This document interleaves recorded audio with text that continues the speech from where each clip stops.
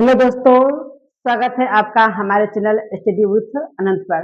तो आज की वीडियो में हम बात करने वाले हैं कक्षा 10वीं का हिंदी पाठ्य पुस्तक गोधूलिभा का चैप्टर का नाम है नाखून क्यों बढ़ते हैं। तो इस चैप्टर का हम आज देखने वाले हैं ऑब्जेक्टिव और सब्जेक्टिव।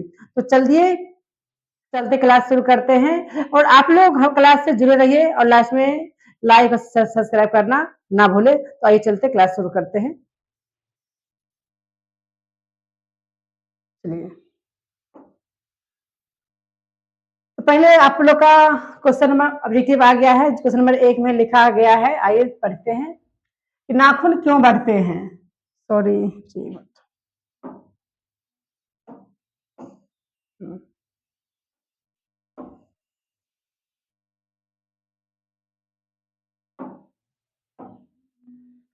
नाखून क्यों बढ़ते हैं के निबंधकार कौन है। नाखून क्यों बढ़ते हैं इसको लिखने वाले कौन है, उनके बारे उनका नाम बताना, निबंधकार हो या लेखक कौन है, इस सब बात एक ही हुआ है। चलिए, तो ऑप्शन नंबर ए में दिया है गुलाब राय, ऑप्शन नंबर बी में दिया शांति प्रिया द्विवेदी, ऑप्शन नंबर सी में दिया है Pratap Narayan Mishra, option number D में दिया है आचार्य आ होना चाहिए आ आचार्य हजारी प्रसाद द्विवेदी। तो इसका निबंधकार है ऑप्शन नंबर डी हो जाएगा, हजारी प्रसाद द्विवेदी जी इस चैप्टर का लेखक है। चलते हैं क्वेश्चन आगे की ओर।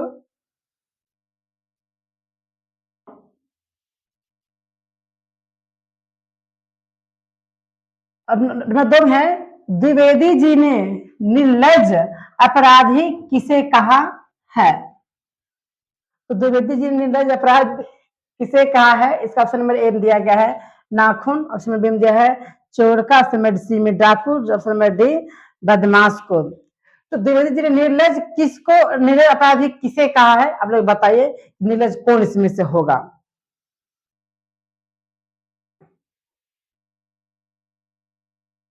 इसका ऑप्शन नंबर हो जाएगा ये हो जाएगा कि निर्लज अपराधियों ने नाखून को कहा है द्विवेदी जी ने। चलते समय आगे को 3 चलते हैं कि काम सूत्र किसकी रचना है। काम सूत्र को किस लेखक ने लिखा है, उनके नाम बताना है। उसमें एम दिया गया है हजारी प्रसाद द्विवेदी को, उसमें बी में पतंजलि को, उसमें सी में वात्स्यायन को, उसमें डी में रामानुजाचार्य को। तो काम सूत्र की रचना कौन है, किसने लिखे हैं, आइए फिर आप लोग करके बताइए। तो इसका आंसर हो जाएगा, तो ये जाएगा ऑब्जेक्टिव हो जाएगा हजारी प्रसाद द्विवेदी को। हजारी प्रसाद द्विवेदी जी ने इनकी रचना की थी कामसूत्र के। चलते समाचार के चलते हैं। सिक्कत का अर्थ होता है, सिक्कत का अर्थ क्या होता है, ऑप्शन में ए दिया गया साबुन, ऑप्शन बी में दिया है मनु, मुहावर, ऑप्शन में सी दर्पण, ऑप्शन में डी मोम। इसका आंसर कौन सा आप लोग मुझे बताइए।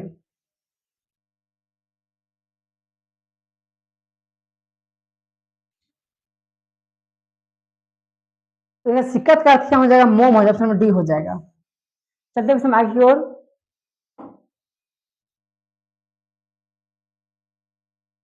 महाभारत क्या है, आइए सबसे कौन सा ऑप्शन में दिया गया है उपन्यास, ऑप्शन बी में दिया गया है कहानी, ऑप्शन सी में दिया है शास्त्र, ऑप्शन डी में दिया गया है पुराण। तो इस चारों में से इसका आंसर कौन सा होगा, आप लोग कमेंट करके बताइए महाभारत क्या है।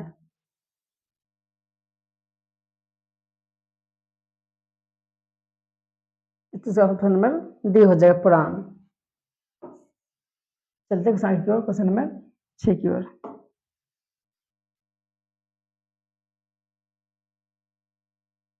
किस देश के लोग बड़े बड़े नाखून पसंद करते थे। किस देश, कौन सा देश के लोग बड़े बड़े नाखून रखना पसंद करते थे, उसमें दिया है गौर देश, भीम दिया है कैके देश, फंसी दिया है वाहिक देश, डी दिया है कंधार देश। कौन सा आप लोग कमेंट करके बताइए। इसका ऑप्शन नंबर हो जाएगा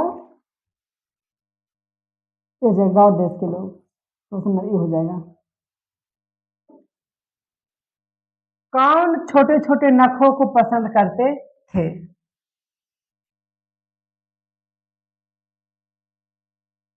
कौन छोटे छोटे नखों को पसंद करते हैं बताइए। ऑप्शन नंबर ए दिया है दक्षिणांत, ऑप्शन नंबर बी में दिया है पवर्त, ऑप्शन नंबर सी में दिया है माल, ऑप्शन नंबर डी में दिया है मध्य प्रदेश।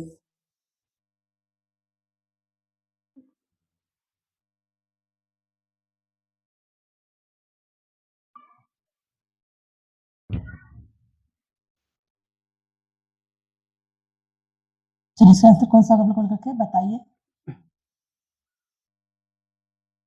सॉरी,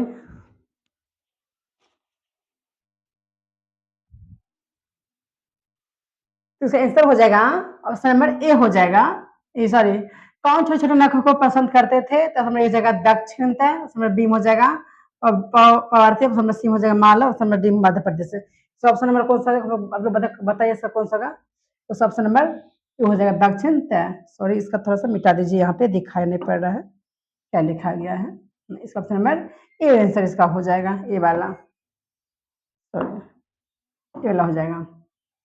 चलते हैं कुछ चलते आगे क्यों चलते हैं कि हजारी प्रसाद द्विवेदी जी का जन्म कब हुआ था? हजारी प्रसाद द्विवेदी जी का जन्म कौन सी साल में हुआ था? आप लोग कमेंट करके बताना है। चलिए इसका आंसर हो जाएगा ऑप्शन नंबर ए 1905 है, option number B 1907, option number C 1909, option number D 1911। तो ऑप्शन नंबर कितना जी 7 हो जाएगा, 1907 में ऑप्शन नंबर बी हो जाएगा। आइए चलते आगे को क्वेश्चन में नाम चलते हैं। हजारी प्रसाद द्विवेदी का जन्म कहाँ हुआ था? हजारी प्रसाद द्विवेदी जी का जन्म कहाँ हुआ था? आप लोग बताए कमेंट कहाँ हुआ था।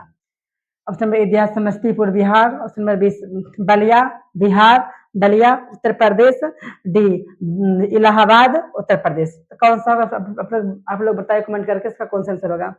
इसका आंसर हो जाएगा बलिया उत्तर प्रदेश हुआ इनका जन्म स्थान। आगे चलते क्वेश्चन आगे और कि कौन मनुष्य का आदर्श नहीं बन सकती है? यानी कौन मनुष्य का आदर्श नहीं बन सकती है? यानी तो देख तो रही है मनुष्य तरह हूबहू, लेकिन उसका आदर्श नहीं बन सकती है। इसका ऑप्शन नंबर कौन सा होगा? ए शेर, ऑप्शन नंबर बी बंदर, ऑप्शन नंबर सी भालू, ऑप्शन नंबर डी हाथी। इसका आंसर हो जाएगा ऑप्शन नंबर डी हो जाएगा बंदरिया। चलते आगे की ओर। देवताओं का राजा से किन्हें संबोधित किया जाता है? यानी देवताओं का राजा किसे संबोधित किया जाता है? इनमें से कौन सा देवता राजा कहा जाता है? आइए जानते हैं। ऑप्शन नंबर ए में दिया महादेव, ऑप्शन नंबर बी में विष्णु, ऑप्शन नंबर सी में इंद्र, ऑप्शन नंबर डी में ब्रह्मा जी। तो देवताओं का राजा किससे कहा जाता है? आप लोग बताइए कमेंट करें इसका कौन सा आंसर होगा। इसका आंसर हो जाए देवताओं का राजा इंद्र को कहा जाता है, ऑप्शन नंबर सी हो जाएगा। चलते हैं आगे की ओर। नख किसका प्रतीक है? नख किसका प्रतीक? ऑप्शन नंबर ए मानवता का, ऑप्शन नंबर बी पशुता का, ऑप्शन नंबर ए इससे दिया गया ए और बी दोनों, ऑप्शन नंबर डी इनमें से कोई नहीं। और बताइए इसका कौन सा आंसर होगा, आप लोग कमेंट करके बताइए। तो इसका ऑप्शन हो जाएगा नख। नख किसका पसंद है? तो नख रखने की बात करेंगे तो नख पर आ जाएगा नख। तो नख एक पशु का प्रतीक है, तो इसका पशुता नंबर बी हो जाएगा पशुता का। चलते उसमें आगे को। तो पृथ्वी राज राजस्व का संपादन है, पृथ्वी राज राजस्व किनका संपादन? ऑप्शन नंबर ए में दिया गया Hazari Prasad Dwivedi, option number B में दिया है मैक्सिमर, ऑप्शन नंबर सी में दिया है Sumitranandan Pant, option number D में दिया है नरेंद्र शर्मा। तो इस चारों में से कौन सा आप लोग करके बताइए कौन सा है 13 का कौन सा मतलब बताइए।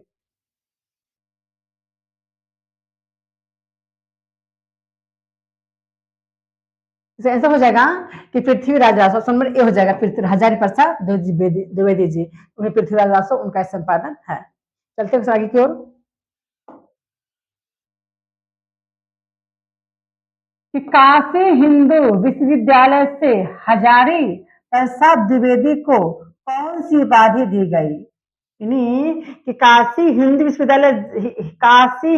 विश्वविद्यालय से हजारी प्रसाद द्विवेदी जी को कौन सी उपाधि दी गई है? तो ऑप्शन में इसका हो जाएगा कौन सा बताइए। पद्म भूषण होगा या अशोक चक्र या विजय चक्र या ज्योतिषाचार्य। इसका ऑप्शन नंबर ए हो जाएगा, प्रधान भूषण ऑप्शन नंबर ए हो जाएगा। चलते हैं क्वेश्चन नंबर नेक्स्ट को चलते हैं।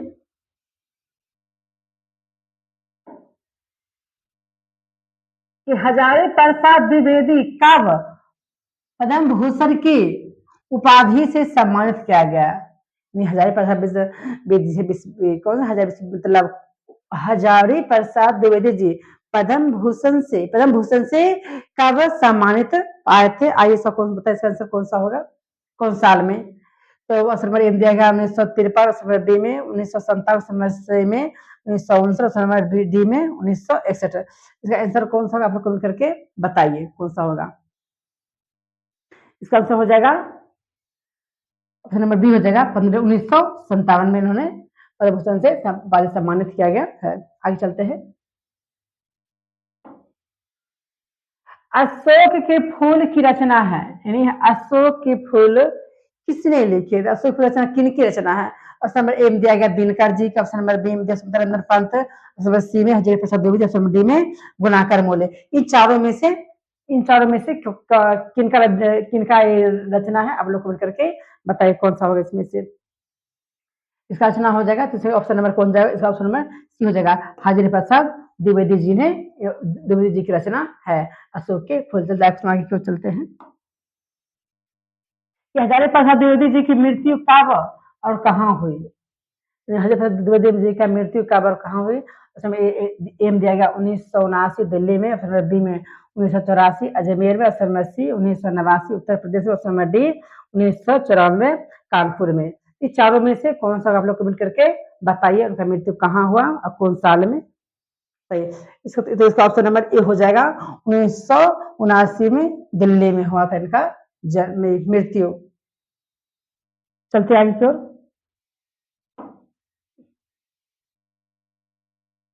नाखून का इतिहास किस पुस्तक में मिलता है? नाखून के बारे में, नाखून का इतिहास किस पुस्तक में मिलता है? ऑप्शन नंबर दिया गया है कामसूत्र, ऑप्शन नंबर बी में दिया है मेघदूत में, ऑप्शन नंबर सी में दिया है महाभाष्य में, ऑप्शन नंबर डी में दिया है इनमें से कोई नहीं। ऑप्शन नंबर कौन सा आप लोग बताइए। तो नाखून का इतिहास मिलता है, ऑप्शन नंबर कौन सा होगा? ऑप्शन इसका हो जाएगा, तो हो जाएगा कामसूत्र में। चलते चलते हैं।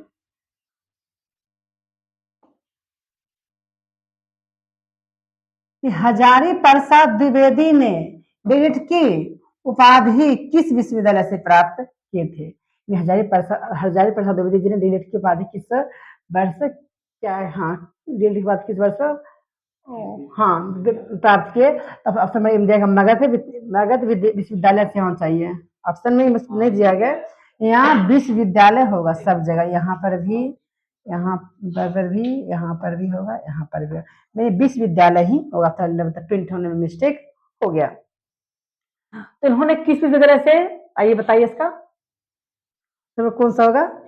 इसका ऑप्शन नंबर डी हो जाएगा कि नहीं, उन्होंने कौन सी, तो उन्होंने एक मिनट लखनऊ विश्वविद्यालय से, ठीक है। आगे चलते हैं, बता दीजिए, चलते आगे की ओर। कहानी में चंद्रकार, त्रिकोण, दंतुल, वर्तुलाकार आकृतियों का संबंध मानव ने किस अंग से क्या है? यानी कहानी में जो दिया गया है नाखून में, नाखून मतलब ऐसा मनुष्य का कौन सा अंग है जिसको त्रिकोण भी बोला गया, दंतुला भी बोला गया, वर्तुलाकार भी बोला गया है, और क्या है चंद्राकार बोला गया। तो कौन सा अंग का नंबर एक नाक से, नंबर बी मुख से, नंबर सी नाक से, नंबर डी आंख से। ये चारों अंग में से मनुष्य किसका नाम लिया गया? इसका ऑप्शन नंबर कौन सा आप लोग बताइए। इसका आंसर ऑप्शन नंबर हो जाएगा ए नख से। नाखून को, मनुष्य के नाक को ही दंतुला कहा, वर्गाकार कहा, त्रिकोण कहा। नाखून को डिजाइन से लोग अभी भी शौक के रूप में, सौंदर्य के रूप में लोग सजाते हैं, इसीलिए कहा है। चलते आगे की ओर। अलकत का अर्थ है, अलकत का अर्थ क्या होता है? ऑप्शन में दिया गया तेल, ऑप्शन दिया अलता, ऑप्शन दिया हल्दी, ऑप्शन दिया है साबुन। इस चारों में से इसका ऑप्शन कौन सा होगा? आप लोग कमेंट करके बताइए कौन सा होगा। इसका हो जाएगा, ऑप्शन बी हो जाएगा अलता, ऑप्शन बी। चलते हैं की ओर। कि द्विवेदी जी को साहित्य अकादमी पुरस्कार किस रचना पर मिला था? मतलब द्विवेदी जी को अगर अकादमी पुरस्कार मिला था तो कौन से उन्होंने रचना लिखे थे जिस पर मिला था? ऑप्शन नंबर ए दिया अशोक के फूल पर, आलोक पर्व पर, ऑप्शन नंबर सी में और नामदास का पोथा पर, ऑप्शन नंबर डी में कल्पलता पर। कौन सा आप कमेंट करके बताइए। ऑप्शन में यहाँ क्या हो जाएगा? डी हो जाएगा आलोक पर्व पर। बी में आलोक पर्व पर उन्हें पर्व पर उनको साहित्य अकादमी पुरस्कार मिला था। चलते हैं आगे की ओर। प्राचीन मानव का प्रमुख अर्थ शास्त्र था। प्राचीन मतलब बहुत समय पहले, बहुत समय पहले मनुष्य का प्रमुख अर्थ शास्त्र क्या था? मार काट करने की रक्षा के लिए उनका अस्त्र शस्त्र क्या था? तो बताइए इसका ऑप्शन नंबर कौन सा? ऑप्शन नंबर ए दिया गया दांतों के द्वारा, ऑप्शन नंबर बी में नाखून, ऑप्शन नंबर सी में पैर से, ऑप्शन नंबर डी में पत्थर के औजार से। रक्षा के लिए कौन रखे? इसका ऑप्शन नंबर कौन सा करके बताइए। ऑप्शन नंबर बी हो जाएगा नाखून।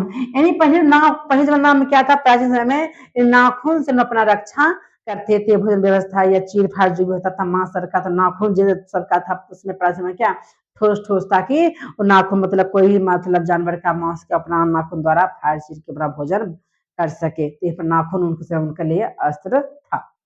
चलते आगे की ओर 23 चलते हैं कि आर्यों के पास क्या था? आइए आर्यों के पास क्या था समझते हैं। और पास क्या था? लोहे का अस्त्र, उसमें बी में घोड़े, ऑप्शन नंबर सी में मिट्टी यानी मिट्टी कच्चा घर, ऑप्शन नंबर डी इनमें से सभी।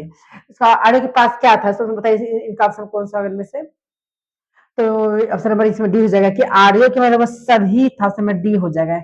इनमें से इनके पास सब कुछ था आर्यों के पास, ऑप्शन नंबर डी हो जाएगा। चलते हैं क्वेश्चन आगे की ओर कि सब पुराने अच्छे नहीं होते और सब नए खराब नहीं होते, ऐसा किसने कहा? बताइए। ऑप्शन नंबर ए दिया गया है पतंजलि ने, ऑप्शन नंबर बी में कालिदास ने, ऑप्शन नंबर सी वात्स्यायन ने, ऑप्शन नंबर डी कबीर ने। तो ऑप्शन कौन सा कमेंट करके बताइए। इसका ऑप्शन नंबर हो जाएगा बी हो जाएगा। कालिदास ने ही ऐसा बोला कि सब पुराने अच्छे नहीं होते हैं और सब नए खराब नहीं होते हैं। तो उन्हीं का ये उनका वाक्य उन्हीं का कहा हुआ है। चलते आगे की ओर कि नखधर मनुष्य आज किस पर भरोसा कर रहा है? नखधर मनुष्य आज से भरोसा कर रहा है। ऑप्शन नंबर ए दिया गया बंदूक पर, ऑप्शन नंबर बी में लाठी पर, option number C atom bomb पर, ऑप्शन नंबर डी लोहे के विभिन्न हथियार पर। तो आज नखधर मनुष्य आज विश्वास कर रहा है किस पर? तो बताइए इसका आंसर कौन होगा? आप लोग कमेंट करके बताइए। इसका ऑप्शन नंबर सी हो जाएगा एटम बम पर। अब जमाना क्या है कि पहले नखधर पर था पर मतलब विश्वास, नाखून के पर जो भी अटैक हम सामने से करेंगे, लेकिन अभी वही अटैक बदले तो किस चीज से हम लोग अटैक कर देते हैं? तो एटम बम पर आज तो लोग एटम बम से अटैक कर देते हैं एक दूसरे के ऊपर। चलता है तो कि मनुष्य की मनुष्यता यही है कि वह सबके दुख सुख को सहानुभूति के साथ देखता है। यह तथ्य किसका है? यानी यहाँ भी इसमें दिया लिखा क्या है कि मनुष्य की मनुष्यता यही है कि मनुष्यता नहीं कि मनुष्य हो गया। मनुष्य दूसरे का दुख सुख को सहानुभूति को समझना चाहिए। यह तथ्य किसने कहा? आइए ऑप्शन नंबर क्या ए है महावीर स्वामी का, ऑप्शन नंबर बी में गौतम बुद्ध का, ऑप्शन नंबर सी कालिदास का, ऑप्शन नंबर डी वात्स्यायन का। इसका ऑप्शन नंबर कौन सा होगा? आप लोग कमेंट करके बताइए कौन सा होगा। तो इसका ऑप्शन नंबर बी हो जाएगा। गौतम बुद्ध ने ऐसा कहा है, उन्हीं का ये कहा हुआ इन्हीं का वचन है, बोली है, वाक्य है। चलते हैं आगे की ओर कि नाखून क्यों बढ़ते हैं के निबंधकार कौन है? लग रहा है क्वेश्चन फिर से दोहरा के लग रहा है। ये सब फर्स्ट में भी आया था, ये भी आया लगभग फर्स्ट या सेकंड का है। Option number A Gulab Rai, option number B Shanti Priya Dwivedi, option number B Narayan Mishra, option number D Acharya Hazari Prasad Dwivedi. तो इसका ऑप्शन नंबर कौन सा? तो इसका ऑप्शन नंबर डी हो जाएगा। आचार्य हजारी प्रसाद द्विवेदी जी ने उन्हीं का ये नाम लिखावट है, निबंधकारों है नाखून क्यों बढ़ते हैं। चलते आगे की ओर कि आचार्य हजारी प्रसाद द्विवेदी ने साहित्य कि किस विधा में लेखन नहीं है। तो साहित्य की किस विधा में लेखन नहीं है। ऑप्शन नंबर ए आलोचना, ऑप्शन नंबर बी में उपन्यास, ऑप्शन नंबर सी में कहानी, ऑप्शन नंबर डी निबंध। तो किस उनका क्षेत्र में उनका लिखावट नहीं है, सब आप लोग करके बताइए। तो उनका कहानी, इसका ऑप्शन नंबर सी हो जाएगा, कहानी में इनका क्या है, लेखन नहीं है। चलते हैं क्वेश्चन की ओर कि कौन सी रचना हजारी प्रसाद द्विवेदी की नहीं है। यानी अशोक के फूल, अशोक के फूल, माटी की मूर्ति, वान भट्ट की आत्मकथा, हिंदी साहित्य की आदिकाल, इन चारों में से क्या कौन सी रचना, मतलब उनका लिखा इसमें कौन सा इनका लिखावट नहीं है। 4 दिया गया है, 3 है, लेकिन एक ऐसा कौन सा जो उनका लिखावट नहीं है, आप लोग कमेंट करके बताइए कौन सा इसका आंसर होगा। इसका ऑप्शन नंबर हो जाएगा डी हो जाएगा कि माटी की मूर्ति क्या है द्विवेदी जी की, इनका रचना नहीं है। चलते हैं आगे की ओर। हिरोशिमा कहाँ है। हिरोशिमा जगह का नाम है, वो जगह का नाम है तो कहाँ पर है, कौन देश में, अब करके बताइए।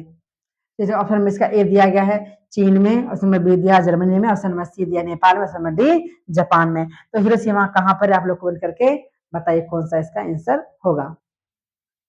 तो इसका आंसर हो जाएगा जापान में। हिरोशिमा कहाँ है, हिरोशिमा जापान में है, जो जाने माने बहुत बड़ा शहर है। चलते हैं क्वेश्चन आगे की ओर। कौन छोटे नखों को पसंद करते थे। ये भी क्वेश्चन लगभग फिर से लगभग दोहरा गया है, जो पहले भी था लगभग 1 और 2 या 3 नंबर में था शायद, और ये भी आ गया। इसका ऑप्शन नंबर कौन सा, ऑप्शन नंबर ए है दक्षिणांत, ऑप्शन नंबर बी में पवर्त्यता, ऑप्शन नंबर सी में मालव, ऑप्शन नंबर डी में मध्य प्रदेश। इस ऑप्शन में कौन सा आपको कमेंट करके बताइए। इस ऑप्शन नंबर ए हो जाएगा, दक्षिणांत हो जाएगा। चलते हैं आगे की ओर। नाखून बढ़ते हैं किस प्रकार का निबंध है। नाखून बढ़ते हैं एक किस प्रकार का निबंध है, ललित है या भावात्मक है या विवेचनात्मक है या डी विचारात्मक है। कौन सा बताइए। इसका ऑप्शन नंबर ए हो जाएगा, क्या है, नाखून बढ़ते हैं ललित है। चलते हैं आगे की ओर। कि दधीची की हड्डी से क्या बना था। दधीची के हड्डी से क्या बना था, आप लोग कमेंट करके बताइए। ऑप्शन नंबर ए दिया गया है तलवार, ऑप्शन नंबर बी में त्रिशूल, ऑप्शन नंबर सी में इंद्र का वज्र, ऑप्शन नंबर डी कुछ नहीं। दधीची की हड्डी से क्या बना था बताइए, आप लोग कमेंट करके बताइए। दधीची की हड्डी से इसमें क्या बना था, तो भगवान इंद्र का वज्र बना था। क्वेश्चन आगे की ओर। लेखक के अनुसार मनुष्य के नाखून किसके जीवंत प्रतीक है। लेखक के अनुसार मनुष्य के नाखून किसकी जीवन का प्रतीक है, बताइए। इसका दिया है मनुष्यता के, असमर्दी दिया सभ्यता के, असमसी पार्श्ववृत्ति के, असमर्दी सौंदर्य के। ये चारों में से कौन सा आप लोग करके बताइए। इसका ऑप्शन नंबर सी हो जाएगा, पार्श्ववृत्ति के। चलते हैं क्वेश्चन नंबर आगे की ओर चलते हैं। सहजात वृत्तियां किसे कहते हैं। चलते हैं उसमें ये दिया गया अस्त्रों के संचयन को, असमय बी अनजान स्मृतियों को, असमय सी स्व के बंधन को, असमय डी उपयुक्त सभी। इन चारों में से कौन सा लोग मिल करके बताइए। तो सजाती वृत्ति किसे कहते हैं, तीसरा ऑप्शन हो जाएगा बे अनजान स्मृतियों सजात वृत्ति कहते हैं, समझ बे। तो क्या है, नाखून बढ़ते क्यों है, इस चैप्टर का ऑब्जेक्टिव 36 को बता दिया गया है, जो कि बिहार बोर्ड 2026 में इस चैप्टर से ऑडिट आने की बहुत 100% गारंटी संभावना है। तो आप लोग क्लास को मतलब लाइक करना या देखना नहीं भूले। क्लास हमें और हमारे साथ क्लास में जुड़े रहिए और क्लास को शेयर करते रहिए। तो फिर हम चलते हैं सब्जेक्टिव को मिलेंगे। तो अभी बस इतना ही, अभी बंद करते हैं, कुछ काम आ गया तो फिर स्टार्ट करते हैं। जय हिंद, जय भारत।